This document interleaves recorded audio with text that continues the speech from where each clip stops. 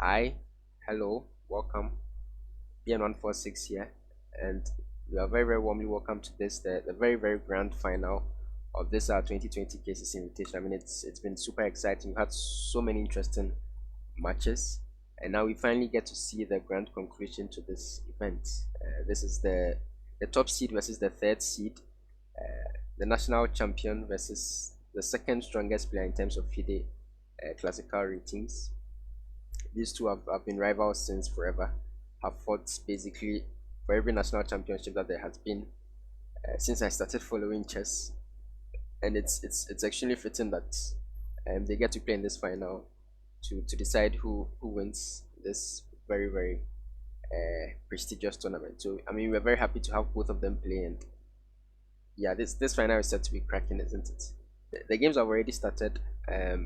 The first 5+3 game here is in session, so we'll go back and take a look at the moves. Started with an e4, e5, a normal Italian type position. Mr. Anquandah playing on the white side, playing for this c3 d4 idea. We'll speed through the moves. But okay, Mr. Hasford went for a fairly moderate setup, and some pieces came off, and we are at this position now. So yeah, it's an interesting position out of this Italian. He plays his positions fairly often, does Mr. Anquandah on the white side. So it's yeah, probably none of this is new to Mr. Hasford. He decided to take on c5. That I think is interesting. Whenever black is able to play this f6 break to break up the pawn structure for white, black usually can come out of the opening with a slight advantage, and I think that is the case here. If for nothing at all, the knight on e4 is very strong, definitely stronger than the white counterpart, and he has this pawn center over on d5 and c5, and the pawns start to move. c4 is on the board, and already black seems to be the more comfortable one out of the two. Of course, there remains a lot of the game to be played. Material is still equal. You could also argue black has these double pawns on the c file, but I think black is doing very well, at least doing very well. Okay, pd7, asking a question of the pawn. Ideally, don't really want to take on f6, but here I don't really have much of a choice. Takes the pawn, takes back. That's a very skilled move, right? And the idea is to continue to keep control over these squares g5 and e5 to keep the white knight away from them. So the knight has to go to d4. That's the only square that has any activity for that knight, and it may be looking to come into this f5 square. So bishop g6 is played to control the f5 square. Also set up some x-ray tactics on this queen on c2. The time situation is also very interesting. Hasford, like you've seen in previous rounds, tends to be very quick. I mean, quicker than you would give him credit for. Although, for example, Anquandah has played a lot more online blitz, at least for a longer period than Hasford has. Hasford always keeps very good time on the clock, and it makes it difficult to flag him. And if you can't flag him, it tends to be tough to outplay him either. So bishop f4, c5, knight b4, knight b5 on the board. The knight is coordinating with the bishop here. It can come into these squares on d6 and c7. But then again, black has this beautiful pawn center, and the pawns on d5, c5, and c4 really threaten to push down the board anytime soon. So rook c8 is played, controls the c7 square, also threatens to start pushing these pawns. So f3 is played to finally get that knight out of the strong e4 square. Is the knight not pinned to the queen? Yes, it is. So what's the point here? Queen d7, hitting the knight on e5 just in time.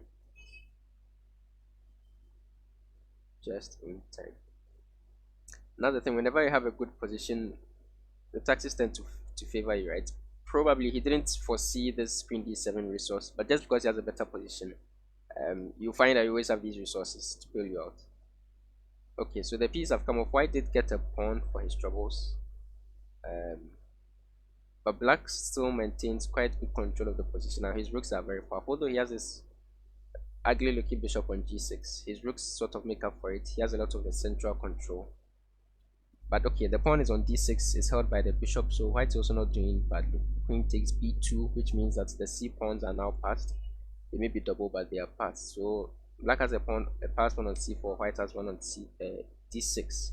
White is more advanced, yes, but black retains more control of the center. It's going to be very interesting to see how it concludes. So queen g3 is played. What is the point of that? Okay, c3 by black, threatening to queen. d7 played by white.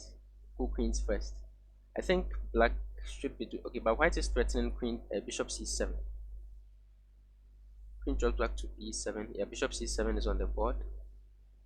Now what do? You have to sack the exchange. But how? Oh, he might have misplayed this, Mr. Hasford. f4. Wow. Wow, what a shot. f4. That is that is a move and a half. Yeah, so rook takes down. Queen can't take because of rook f8 check. Oh, the tactics are flowing. c2 is on the board. Now the other rook is hit. There are so many hanging pieces. What is going on here? And that pawn is actually held by the bishop on g6, so the rook goes to the f file. But then you are forced to give up the defense of the pawn, and the pawn on d2 hangs, and now it looks like black is coming out of the chaos just winning. Right? I mean, king g7, bishop e5. I don't think there's anything that's there. Bishop e5. Maybe there is. Maybe there is, because queen h6. The queen actually can't check on h4. So what do? You continue checking with the bishop. So some sort of perpetual. It feels like white might actually have a win here. I mean, you have all these pieces around the black king, two rooks, a queen, and a bishop. So there actually might be something, but what? He tries to slow play it with h4, but then there's this threat of black queening. This is actually very complicated, but it may be relevant themselves for that's 3 minutes on the clock as opposed to 30 seconds for the IM. But now he's threatening queen g5 to just win the game on the spot. So what do? Do you sack your rook? Yeah, you sack the rook for the bishop. But now you have to go for a draw as black, I think. I don't think you can win any longer. Um,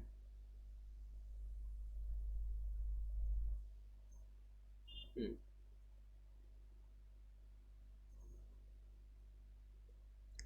Queen d5, going for a queen exchange. Because you have this advanced pawn on c2, well defended by the bishop. Yeah, going into this endgame where you are down an exchange is probably still fine, I think, for black. Okay, so queen f5 check, king g7, queen f6 check, king h6. Where is the knockout? Is he going for the draw? I mean, at this point, I feel like white should maybe try to get more than a draw. But also, considering the time and the fact that there might be nothing. Wow, what a first game to set up this final. So the first game went in a draw. I'm not sure what the better chances at the end there. I mean, for a long time, black was in control, and then at the end, these dark square bishops of white really were very powerful. But okay, in the end, it ends in repetition, and the second game begins. This time, Hasford is on the white side. Starts with d4, knight f3,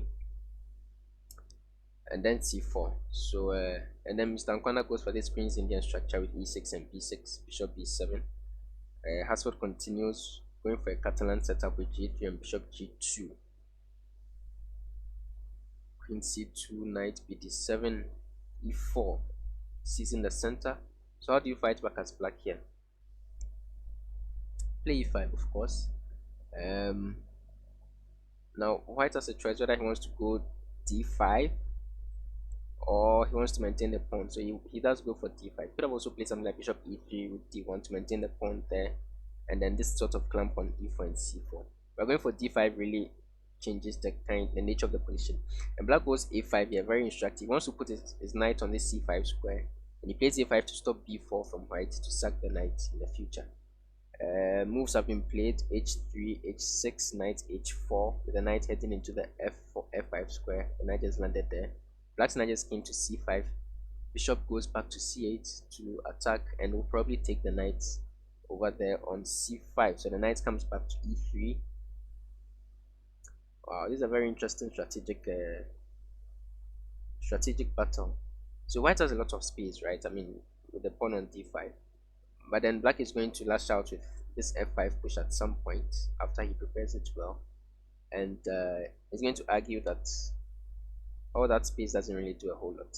I mean, now the structure really looks like a king's Indian, but then black doesn't have the bishop here on g7, which makes you wonder whether this isn't just better for white. Because if you have a king's Indian structure without the beautiful king's Indian bishop, then shouldn't you just be worse? I guess it all depends on whether he can play f5 favorably. But now the knight on e3 does a very good job of handling the squares. Maybe bishop takes and then f5, but then you don't have your dark square bishop anymore. You don't even have a bishop here. Yeah, so white probably is doing fine. He's preparing to play this b4 move at a point where it's more favorable to sack the knight. I wonder, is a5 a try, a4 a try for black? He didn't go for it, but I think it was an interesting try to try and secure the b3 square for his knight. h4 has been played, sacking the dark square bishop from the g5 square. Does he take the knight or does he retreat? Probably takes the knight. He lacks space, and it's good to see the bishop doing much in this pawn structure, right? So look at all black's pawns on the dark squares. So your dark square bishop probably won't play much of a role, but okay, he decides to keep the bishop, goes back to e7, and now b4 is on the board. The knight has to retreat. Probably takes first, and maybe takes off a pair of rooks, but then he sees the a file. He doesn't go for it, so the knight drops back to b7, and now you can really see that white has this beautiful space advantage. But then what to do with it? Yeah, what to do with it? Does he play c5? c5 is the move you prepare, so you probably try and put some rook on the c5 and go for c5, but it starts out with knight f5 back. Now I don't see why the bishop shouldn't take that almost immediately, but then that's your good bishop. You don't want to give up that particular bishop and leave your dark square bishop as black. So he goes bishop f6, trying to maintain the position, and again, yeah, I wonder why I didn't just exchange this dark square bishop off from this knight. Now that you see the potential that they both have, I think it's clear that the knight had a lot more going for it than that dark square bishop. So bishop e3 has been played, also controlling that square c5, preparing c5 in the future. Yeah, white I think has gotten a very nice position out of this opening, and yeah, simply looks to be better, but whether he can make anything out of it remains to be seen.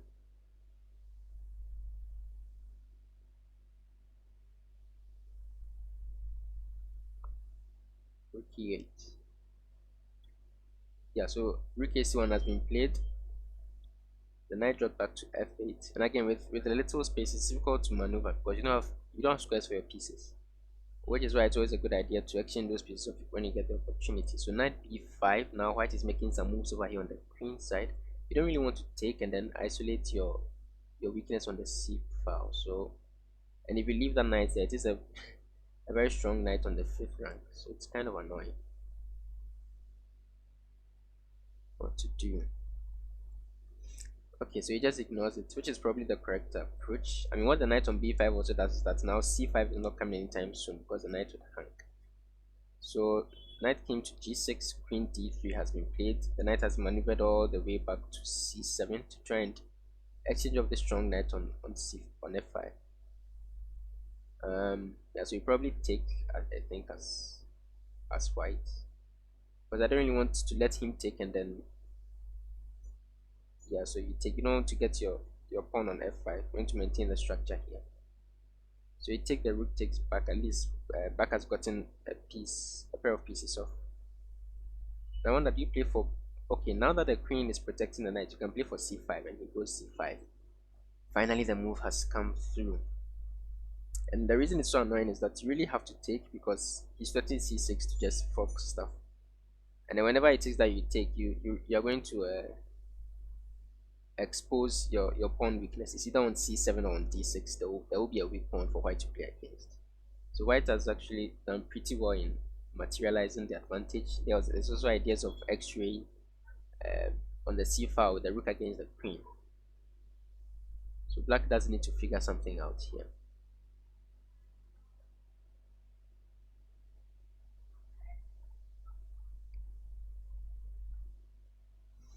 What to do? Can you try something like rook a4? Rook a4 hitting the knight. Okay, he doesn't go for it.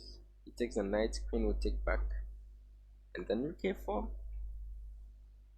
maybe never rook a4. Yeah, rook a4. I wonder if you shouldn't have tried that before the knight came off. But anyways, the queen will drop back somewhere. Maybe just b4. Yeah, queen b4, and then you're still threatening to expose its weaknesses. Yeah, maybe you should have tried rook a4 before he took the minor piece. I'm not sure that it changes anything, but then it didn't look like the knight had a whole lot of options there. Okay, so queen a8 has been played, getting some counterplay down the a file. But now I suppose you take and you just play against the pawn on d6. Or is there something better?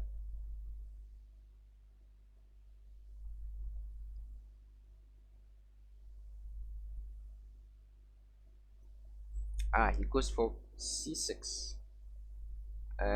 Yeah. That probably is even better. Yeah, you ask questions of the knight, and it's a very horrible knight. I mean, the knight has to go to like d8 now, and from there, it doesn't have a single square available. Oof, that's a horrible knight, and you can still play against the weak one on c7 or c6. What a move! Okay, so rook b1 has been played. I mean, he's really putting a squeeze on black position here. Now queen invades, because if you exchange queens, the knight still has no squares. But queen b8 doesn't threaten anything, is the problem, right? Because you can't take the knight because the queen protects it, and if you exchange queens, black still maintains control of the background. So he goes for bishop h3, activating the bishop along the diagonal. The bishop can come into f5 and check the king at some opportune time. So g6 is played prophylactically. Yeah, white is really putting the squeeze on black here. Okay, so queen b8 is played. I think as black you can just ignore it too. But then what do you do is the question, right? You have to figure out a way to get this knight out of its tomb for one thing. Maybe you play bishop g7 and f5 and hope that you don't lose. But I don't believe in it for 1 second. Not for 1 second. I still have the question of this pawn on c7 to deal with, right?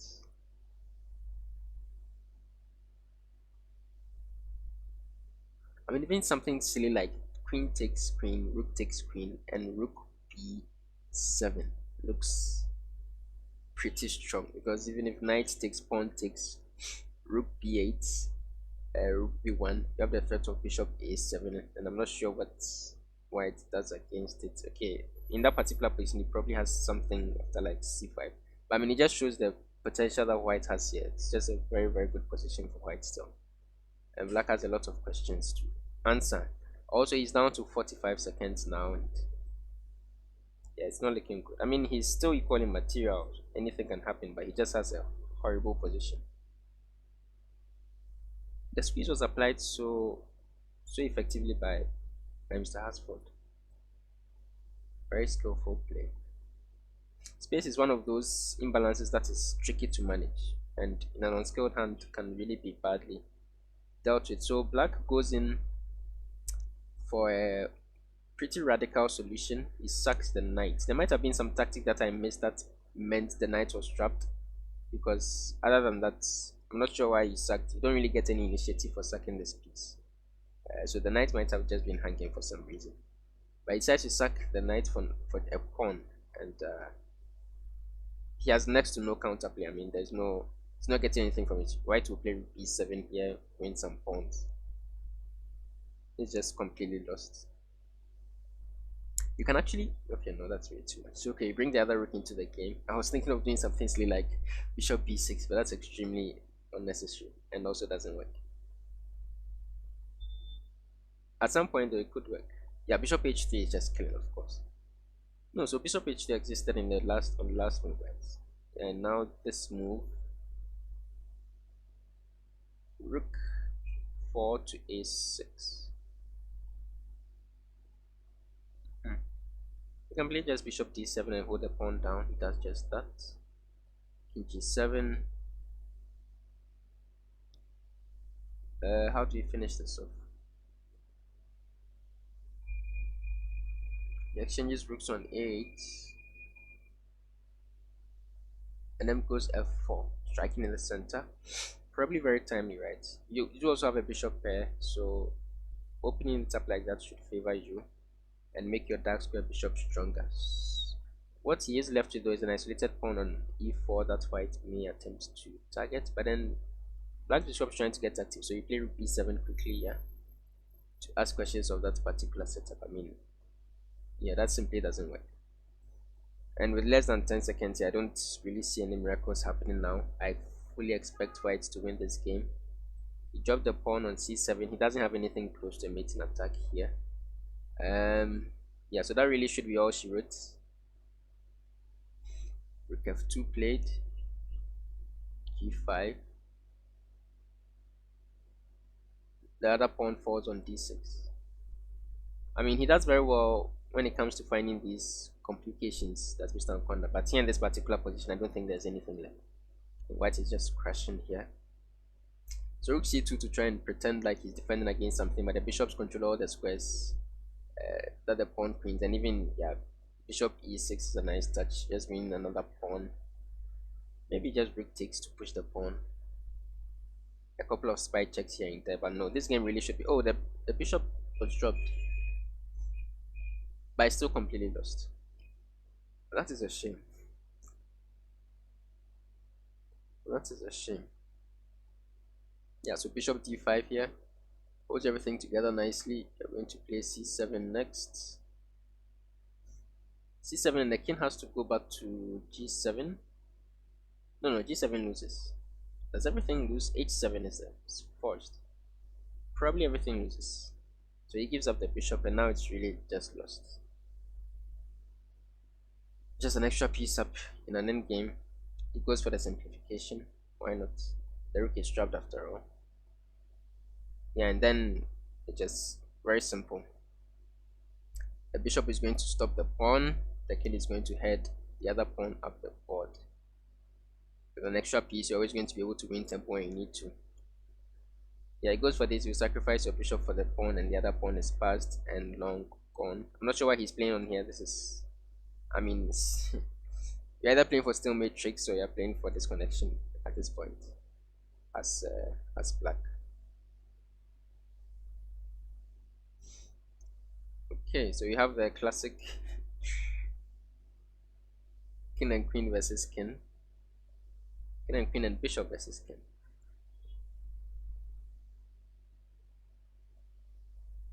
And, okay, this will be mate. So wow, so Mr. Hasford wins the second game.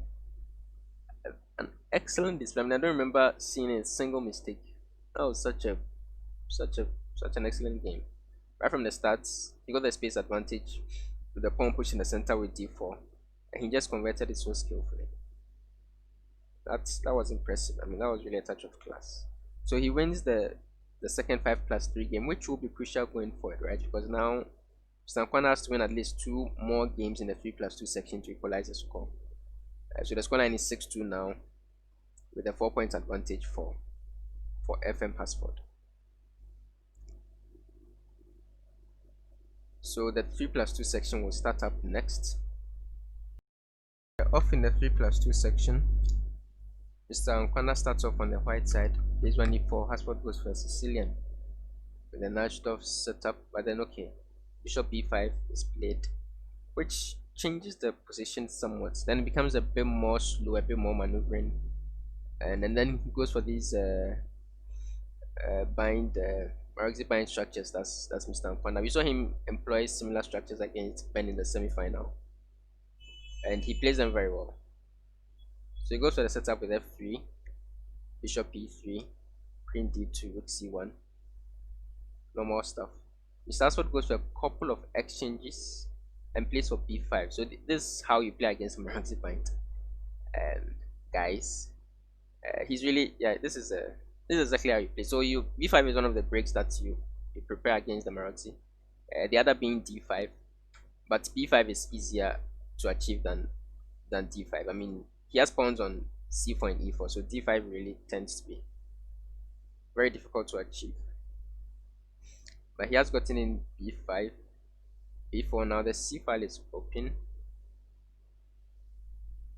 and white doesn't really have that much of a bind anymore. Now that the strong line was threatening to come in and occupy the d5 square is sort of marooned on the side of the board. Okay, it's threatening knight b6, but probably do something about that now. Do you play something like queen b7, queen b5? Now, how do you continue as white?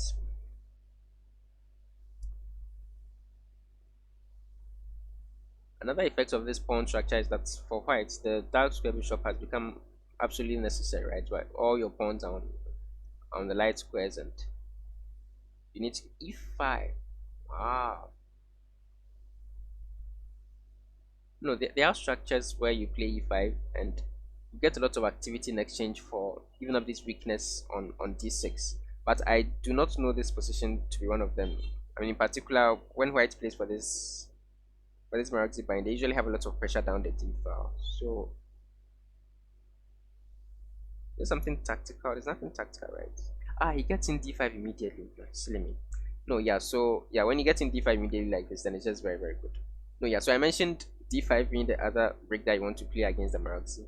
And once you achieve it successfully, you know that you've at least equalized, which is exactly what he's done here. Wow, he did that.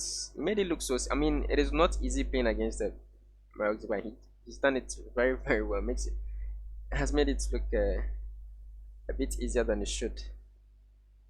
And now black should be absolutely fine. Might be slightly better because his pawn structure is just better, right? He has one pawn on the queen side that is effectively dominating two, because this pawn on a2 for white is just so weak, and so slightly better should be black. But on the whole, probably just equal. But white doesn't need to solve the question of this knight on a4. If the knight doesn't become useful soon, then white could actually be seriously worse. I mean, imagine moves like knight c3 for black, giving him a pass pawn on the c file. So he goes for rook there. Then after takes, he takes the bishop. The bishop was being attacked by the knights. So you have to get it out of there. But now can't you play like rook c8 and take over the c? Ah, no. The knight is hanging now. Okay. So you didn't need to be afraid still. So rook d8, protecting the knight. d1, pretending to attack the knight one more time.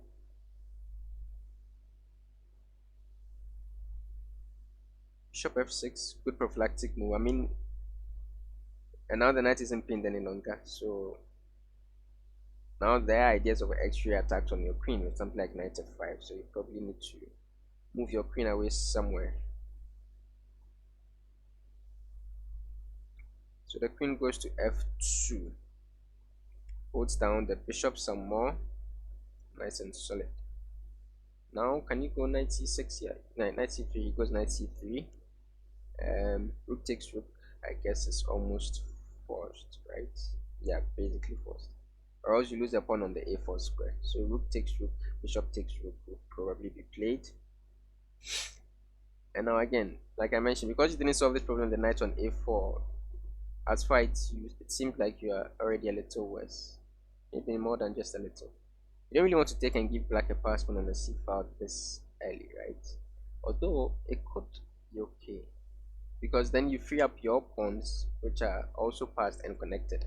So if you could set up a strong enough blockade to the c pawn, you could actually make something of that position. But it's not something you go for with a lot of bravery. Okay, so queen d2 is a nice attempt attacking the c3 square and also the bishop on d8. Do you have to play bishop a5? Because that's not really a move you want to play, I don't think. But do you have an option? Bishop a5 on the board probably was forced. Yeah, but the bishop doesn't look like the happiest piece in the world. Whether on a5. Ooh, but once again, time is probably going to play a factor here. Okay, queen d6 played by white, threatening to mate on f8. I mean, that's very direct. Is there a way to stop it? Do you have to go like queen e8? That looks... Then white might be better. I mean, would the b5 pawn just be hanging there? Yeah, it would. Something might have been missed here. Can you just run with your king? That seems way too dangerous. So it's queen e8 first. Queen e8 really doesn't look. Queen e8 is played, but then bishop takes on b4. Isn't white just better? Well, okay, you also lose the pawn on a2. So material is still equal, I suppose. But no, I think I would prefer white in that position. I'm not sure if something. Oh, knight e2 and then knight d4. So instead of taking the pawn on a2, he goes for a remaneuvering of his knight, playing more for the activity. So essentially sacrificing a pawn for the play here. Has Mr. Hasford. Very interesting play actually. So the knight on a4 finally becomes useful over here on c5. I expect a4 to be played here. No, white should be better here. Ooh, the queen is attacking f3. Yeah, so activity has its upsides, right? And now you can't stop the double attack on f3 and a2. You lose a pawn, and now it looks like you're just worse. Queen e2 is just game over. Queen e2 check, king g8, the knight. No, queen e2 was game over, but he played something else. Maybe this is also winning. Wow! All of a sudden, white's black looks like it's just winning. Yeah, this was the same queen e2 check, and then knight takes on f3, and that's game over. Wow! Wow! I'm not sure if their time certainly played a role. I almost mentioned it earlier on that Mr. Asford that was up about a minute on the clock at the end there, because queen, yeah, that queen a8 move was quite something. I wonder if you had seen that in advance, and that was the reason why I put the knight on d4 instead of taking the pawn on a2. That would be crazy. Okay, so we do have the next game, and Mr. Hasford has a 6 point lead now. The score should be 8 points to 2. And they're playing the second game of the 3+2 section. Hasford on the white side. Actually missed the opening play. I think it was a Queen's Gambit accepted. And but white played an early e4, which is what makes it look a bit quirky. Doesn't he take the knight there? Why not take the knight there? Am I missing something? The pawn on d4 would have been, and so you'd have to take back with the g pawn. Yeah, so he sees it now and plays bishop e2. I think after h3 he should have taken the knight. But anyways, knight f6. Now queen d3.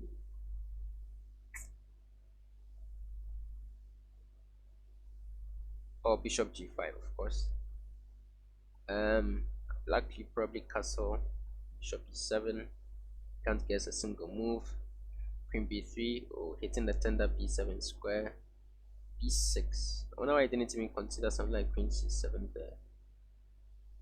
I mean, ideally, if you could not weaken your pawns and the light squares around them, probably should. But okay, I mean it's 3+2, so you play. It's better to play faster than to play entirely accurately. And out of this opening, he has about a 30-second advantage on the clock. That's Mr. Anquandah. This is what he will need to do to try and get, at least try and get more time on the clock when the games reach the critical phases, right? Because like we saw in the last game, he was better, and I'm pretty sure he should have been better at some point, but I just had very little time and stuff happened. So okay, h6, bishop h4. So the bishops, the entire king side is symmetrical, right? The knight on f3 and f6, bishop on h4 and h5, pawns on h6 and h3. So black goes knight h7, suggesting a bishop exchange and then attempting to reroute the knight into g5. White responds with e5, keeping the knight out of f6 for good. Also telegraphing a possible attack on the light squares on that b1 to h7 diagonal, heading towards black's king. But that is quite a ways yet.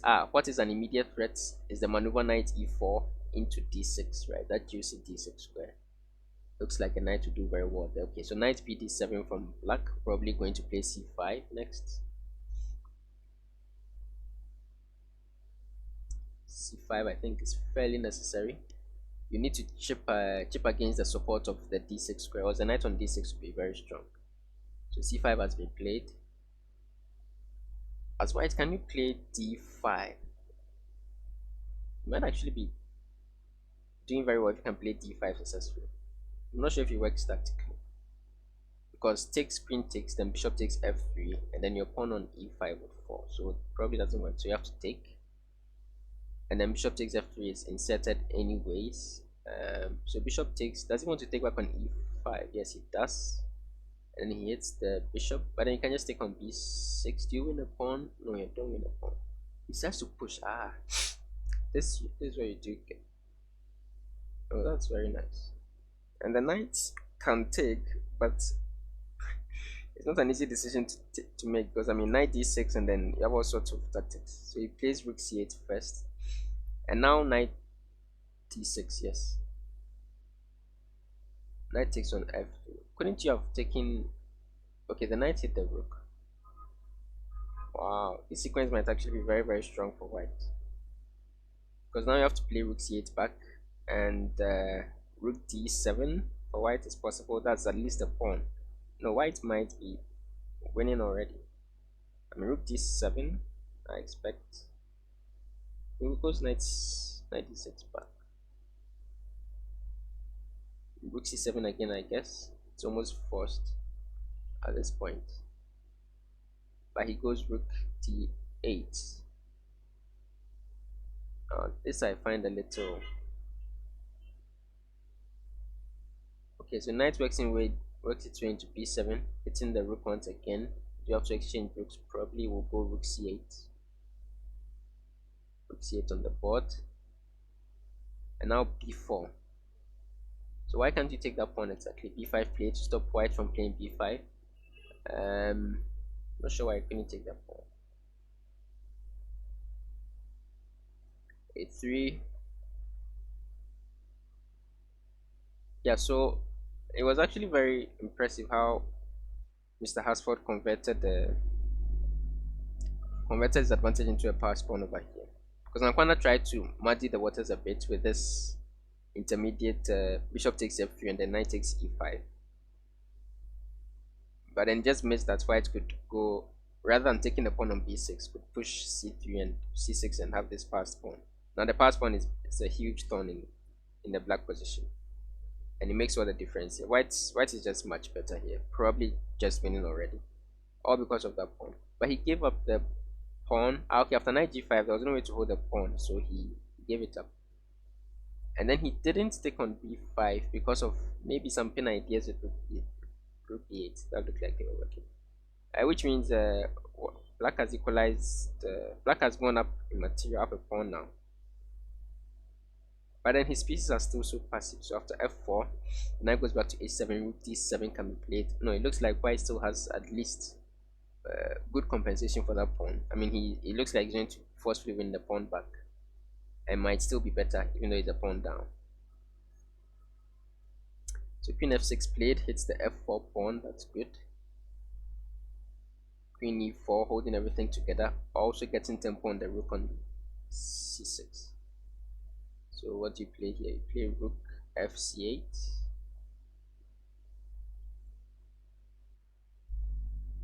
No, you play queen c3. It does like so you're making things complicated, right? So now the queen can't take the rook because your rook on e1 is also under attack. So maybe you double your rooks. You attack the queen back, but now he has to check you. Then you go king a2, and then you ask him what he's doing, right? Now that the rook is protecting the a3s. Okay, that's just repeating. Yeah, I think rook a3 is decent. After check, you go king a2. Because the rook holds down the rook a2 pawn, he now has to waste the tempo defending the rook on c6. And then you can play like rook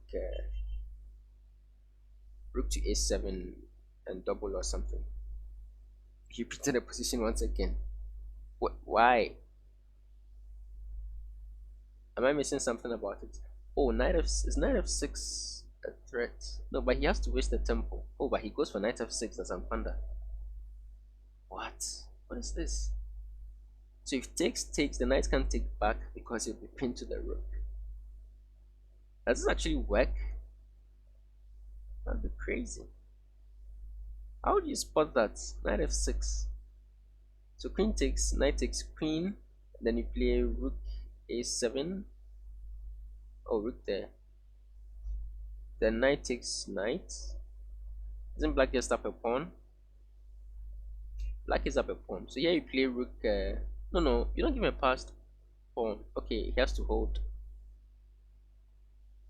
Mm. Yeah, that might not have been the best choice. But also, you are threatening to get a pass pawn of your own. So he gives it up to take that pawn back. And black is a pawn up. But once the structure gets like this in rook end games, many times you can hold this 4 and 3 on the king side, right? So if you want to get winning chances on the as black here, you need to get some sort of advantage on the queen side in addition. And it doesn't look like he's fast enough to do that here. So it might just be a theoretical draw. But then when you realize that both players are under 15 seconds, yeah, I wouldn't be surprised if someone ended up winning somehow. So white king has gotten very active. It's over on e4. Meanwhile, black does have a pawn majority and will seek to emphasize that point.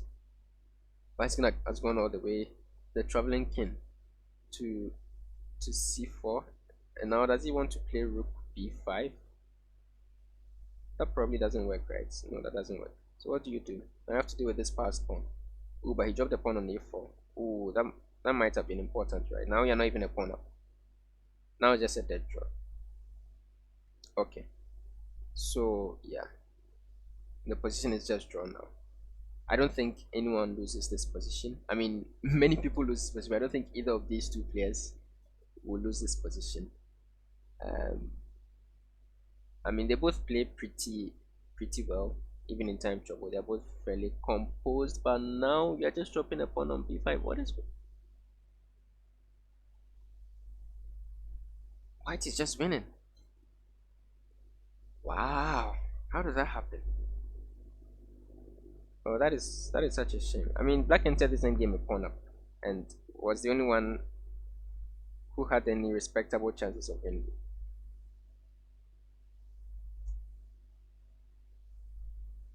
But now Mr. Hasford is just winning this one too.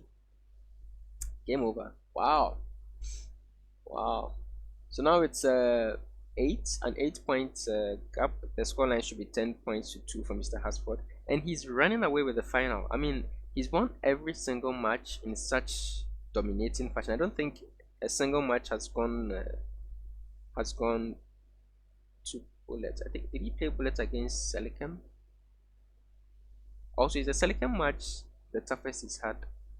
I mean, because he seems to have beaten everyone either 14-0, 14-4. 14-4 is like the best I think anyone has done against him. He just really rode through the field. He's played extremely well. And yeah, he's 10 points to up here against the next strongest person in the country. I mean, what more is there to say? Okay, the next game is underway. I mean, that there still are chances, mind you. And Mr. Anquandah goes for this early F4 against the Sicilian. Again, something we saw him play against Ben in the match. Hasford replies on an early E5. These strikers are always so interesting. Right? To try and stop white from just seizing the entire center with with C3 D4, right? But then also come to its downsides, of course. Structurally, the D6 pawn is always going to be something to look out for. But with the D file not open, it's not clear that that is a huge problem. Perhaps what might be a bigger problem would be some sort of weak pawn on e5. But now you don't even get that. No, this actually might be just fine for black. Okay, this is how he does it. So now he takes on e5, yeah, and then white gets a structural advantage. The doubled pawns on the c file that are isolated, in addition to the weak e5 pawn, give white something out of the opening to hold, something tangible to hold on to and say he's better. Yeah, the structure here is just good for white. So black, I mean, for every double pawn you get open files, right? He's going to put his rooks on the d file and on the b file and try and argue that he has something here. But I think white should still be better. But it's still slight. He still needs to prove something out of it. So queen e1. The queen is going to join the action somewhere. h6 played. Bishop h5, I guess. Although you could also take that knight and then play something like knight e3 into f4. into f5, but he doesn't. Now bishop takes on f3, rook takes back, and a knight h5 from black, fighting for the f4 square.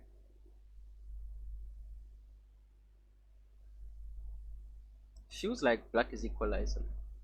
I mean, it still has this ugly structure. Yeah, but still, white should be better. I mean, that it's difficult to argue against that structure. The structure is just really really bad over on the queen side. So white will have to get a lot of initiative to try and make up for it. Rook f5 is a good start though, right? It seems to be tactically very sound. It hits the knight.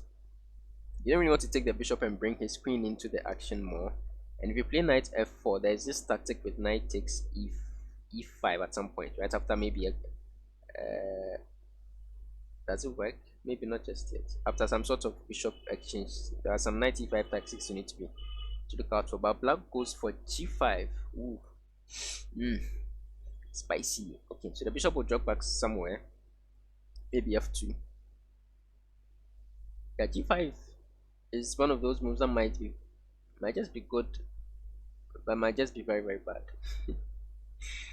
That probably describes every single chess move there is. No, I mean the point is if it does. I mean the question is whether it weakens your king or not, right? I mean structurally speaking, it does really help you control that f4 square and force this kind of exchange. Ah, he goes f6, and then it's kind of holds the structure together very well. The question is whether you can attack this h6 square, because f6 looks to be well defended with the dark square bishop and everything, but h6 might be a different story. Also, a move like h4 could be coming to try and chip away at that pawn shot. h4 on the board.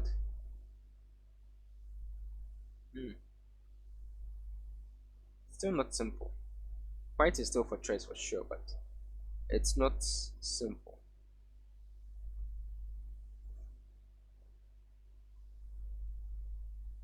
Ooh, knight b6 item. Okay. Yeah, so white won an exchange, and hopefully this will be a win for Mr. Anquandah. A bit overdue. I mean, I guess the results haven't really progressed. Um, can you really say fairly? Because at least there was that one game, the previous game, where there have at least been two games where Mr. Anquandah, I mean, getting to the end of the game really shouldn't have been in any danger of losing, and actually was the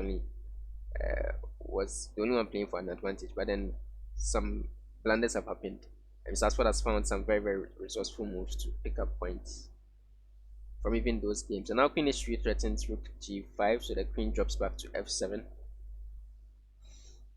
It's still just an exchange up. Black still does have this ugly structure.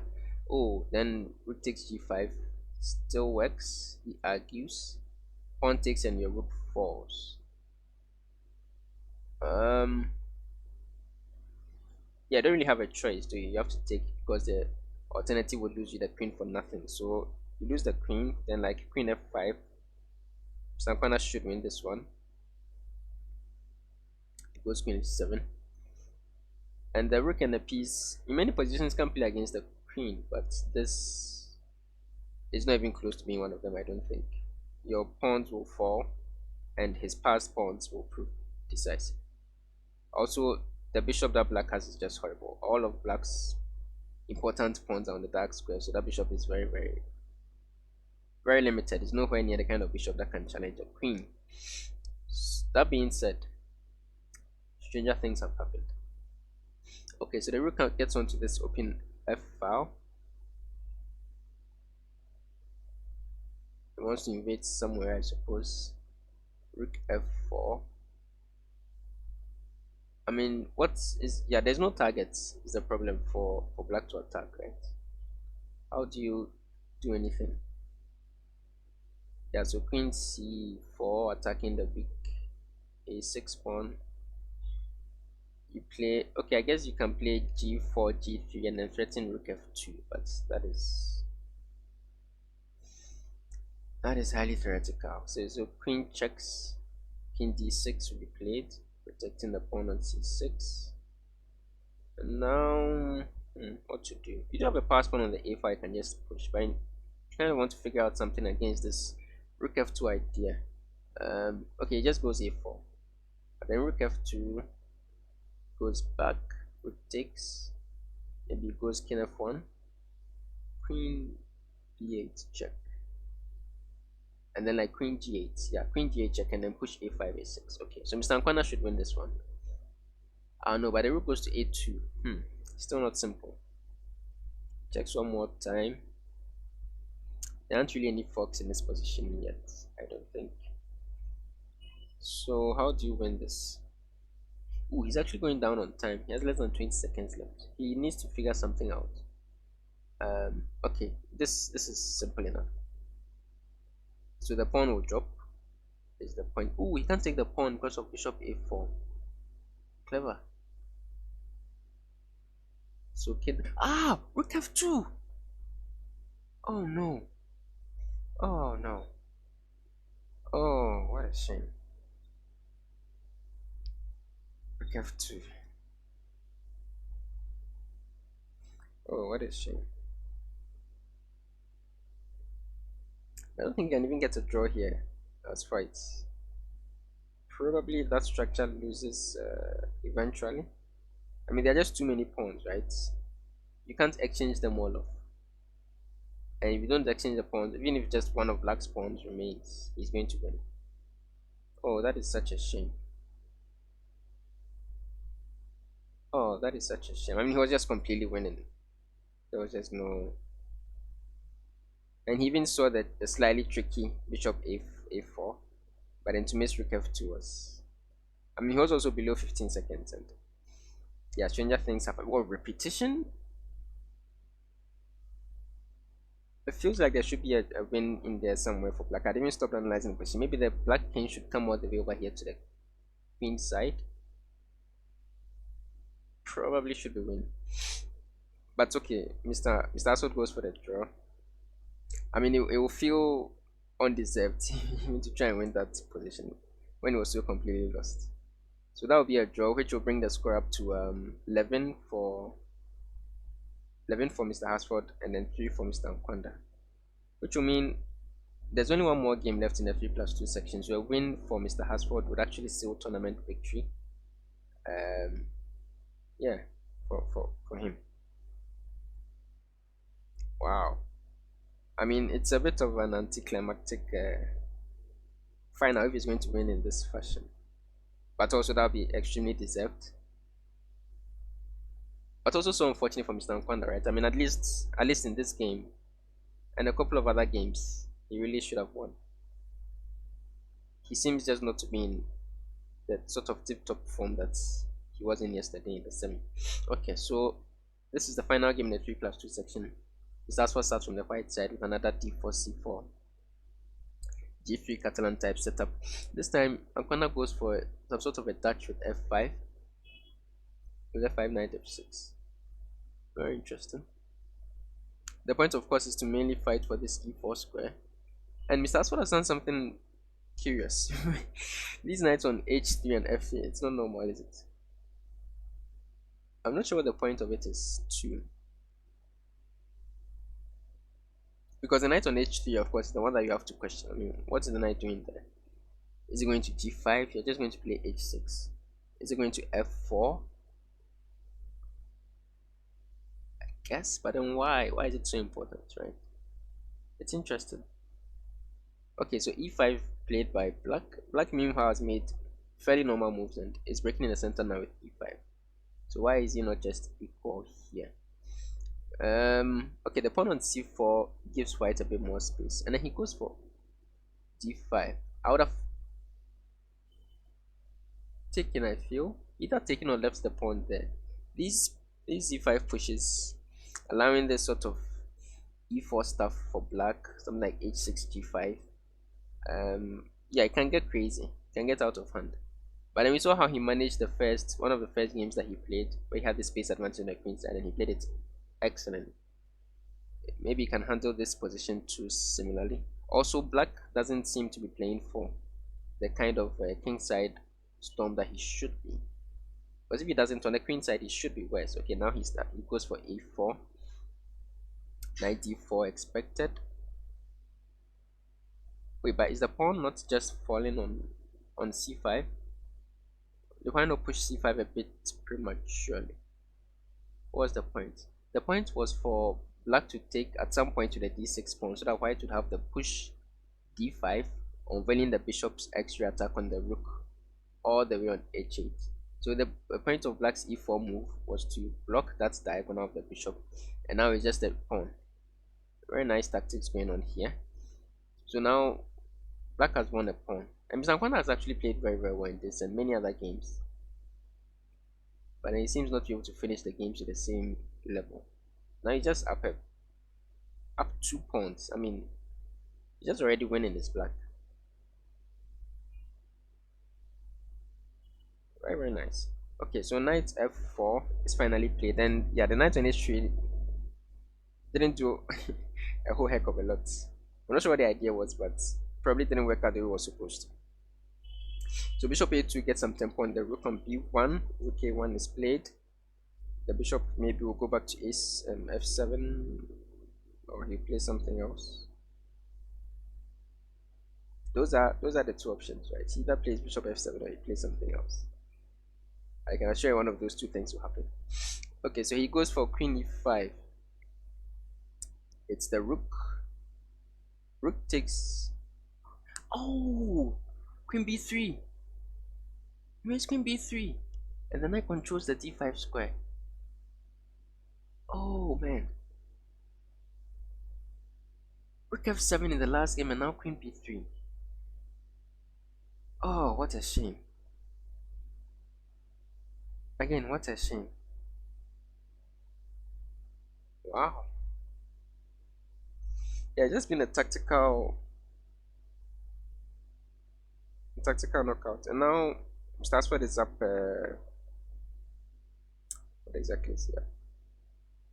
He's up a piece for 2 pawns.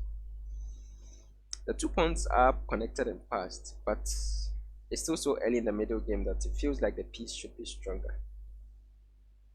Already something like knight e6. Okay, not that good. The queen can take back on c5. I thought the pawn would have to take on c5, and that would have been very good. Okay, so bishop b7 is played. Bishop e4. No, but takes a knight e6. Oh, he missed it. Oh, that's just horrible. Oh, that is unfortunate. He's just not in form, not in good form today, Mr. Anquandah. I mean, he does not miss things like this. He sets traps like this. I mean, that's unfortunate. It kind of makes the final a bit anticlimactic, but then again, what can you do? That's what it's also playing very well, it must be said. What a shame. Yeah, this is just lost. The 2 pawns don't do much now.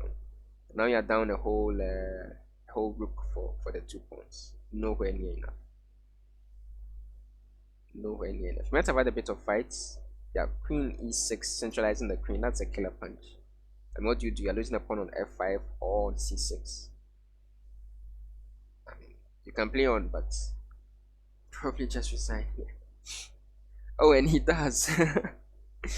No, yeah, I mean, there's not much more to do here. Wow. So I think that is match over in the 3+2 section. A 13-3 victory for FM John Hasford.